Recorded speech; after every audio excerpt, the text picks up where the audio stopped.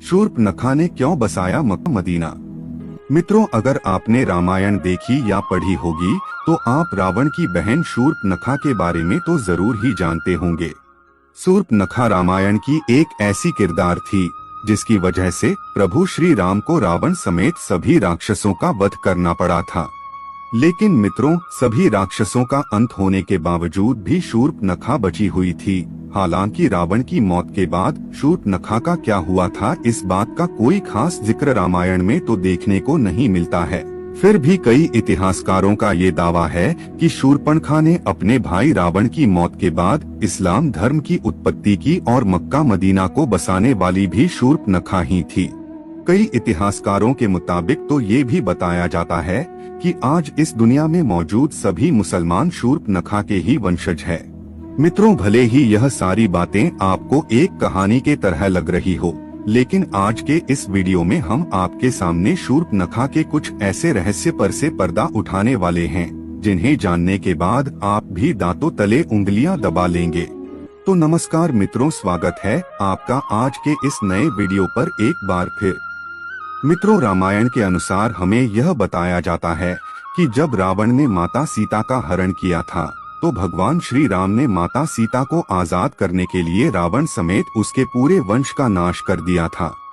लेकिन सभी राक्षसों में रावण का छोटा भाई विभीषण हमेशा धर्म के रास्ते पर चलता था और विभीषण ने इसी तरह धर्म का साथ देते हुए अपने भाई रावण के बजाय प्रभु श्री राम की सेना को चुना। इसके बाद जब प्रभु श्री राम ने रावण का वध करके माता सीता को आजाद कराया था तो उन्होंने लंका का सारा राजपाट और जिम्मेदारियां विभीषण को सौंप दी थी।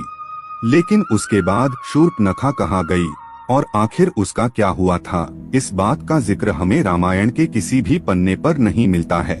दरअसल दोस्तों, जब शूर्पनखा भगवान श्री राम से आकर्षित होकर उनसे विवाह करने का प्रस्ताव लेकर आती है तो भगवान श्री राम शूर्पनखा से विवाह करने के लिए उसे साफ साफ मना कर देते हैं, क्योंकि भगवान राम पहले ही माता सीता से विवाह कर चुके थे। इसके बाद भगवान राम अपने छोटे भाई लक्ष्मण जी की तरफ इशारा करते हुए शूर्पनखा से कहते हैं कि अगर आप चाहे तो मेरे छोटे भाई लक्ष्मण से विवाह करने के लिए पूछ सकती हैं। और फिर जब शूर्पनखा लक्ष्मण जी के पास विवाह का प्रस्ताव लेकर जाती है तो लक्ष्मण जी भी शूर्पनखा के प्रस्ताव को ठुकरा देते हैं। उसके बाद शूर्पनखा भगवान श्री राम के पास जाकर माता सीता को बुरा भला कहने लगती है और भगवान राम को ये धमकी भी देती है कि अगर उन्होंने शूर्पनखा से विवाह नहीं किया तो वो माता सीता को मार देंगी। उसके बाद जैसे ही शूर्पनखा माता सीता को मारने के लिए आगे बढ़ती है तभी लक्ष्मण जी माता सीता का बचाव करते हुए शूर्पनखा की नाक काट देते हैं।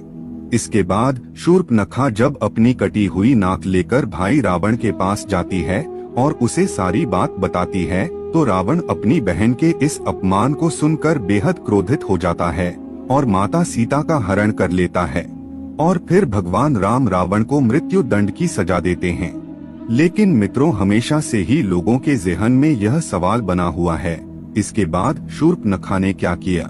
कई इतिहासकारों के मुताबिक ये बताया जाता है कि शूर्पनखा खुद को दुनिया की सबसे सुंदर स्त्री मानती थी और जब लक्ष्मण जी ने माता सीता को बचाने के लिए उसकी नाक काट दी थी तो वह अपने चेहरे को देखकर बहुत ही शर्म महसूस करती थी और नाक कटने के बाद वह हमेशा अपने चेहरे को एक काले कपड़े से छिपा कर रखती थी। शूर्पनखा को जब यह पता चला था कि उसके सारे भाई प्रभु श्री राम के हाथों मारे जा चुके हैं तो उसने दैत्य गुरु शुक्राचार्य के पास जाने का फैसला किया था और वो वहां जाकर उन्हीं के आश्रम में रहने लगी थी।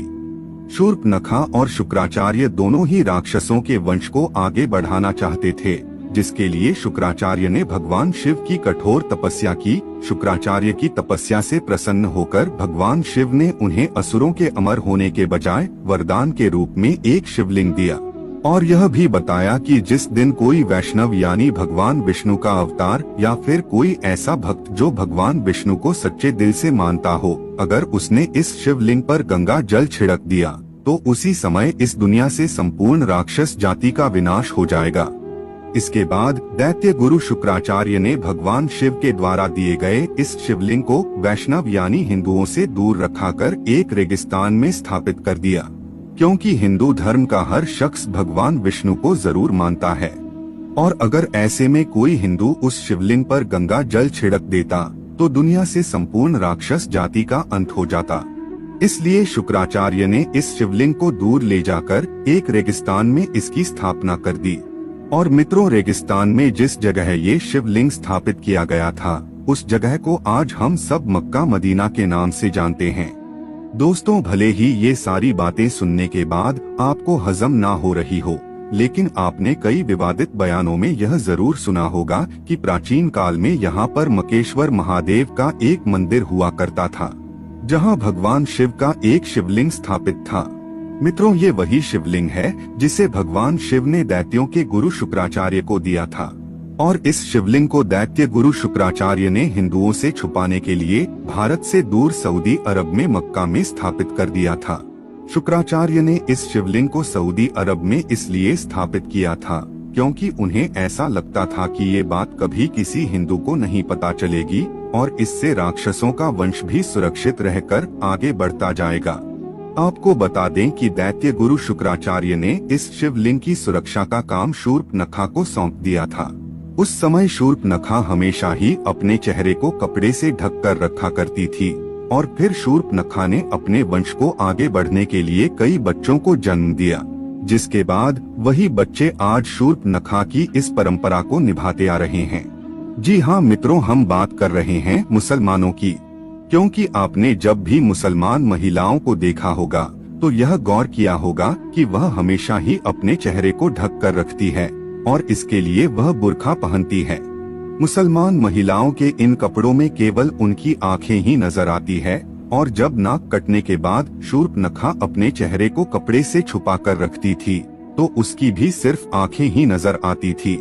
मक्का मदीना के मकेश्वर महादेव का जो शिवलिंग स्थापित किया गया था उसकी सुरक्षा के लिए शूर्पनखा ने वहीं पर रहना शुरू कर दिया था और मक्का मदीना आज दुनिया के एक ऐसी जगह बन चुकी है जहां पर हिंदुओं का जाना साफ तौर पर मना है।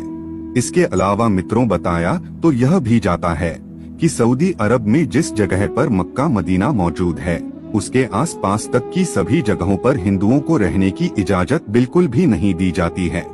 मक्का मदीना में रहकर ही शूर्पनखा ने अपने वंश को आगे बढ़ाया और नई नई परंपराओं का भी निर्माण किया। इनमें से एक परंपरा थी बुर्का पहनने की और यह रिवाज शूर्पनखा के समय से ही चला आ रहा है। दोस्तों, ऐसा बताया जाता है कि द्वापर युग बीत जाने के बाद शूर्पनखा के वंशज आज के समय में इब्राहिम धर्म के अनुयायी हैं और इस वजह से इस्लाम धर्म में शुक्रवार को एक विशेष महत्व दिया जाता है। इस बात का जिक्र धार्मिक ग्रंथों में भी किया जा चुका है।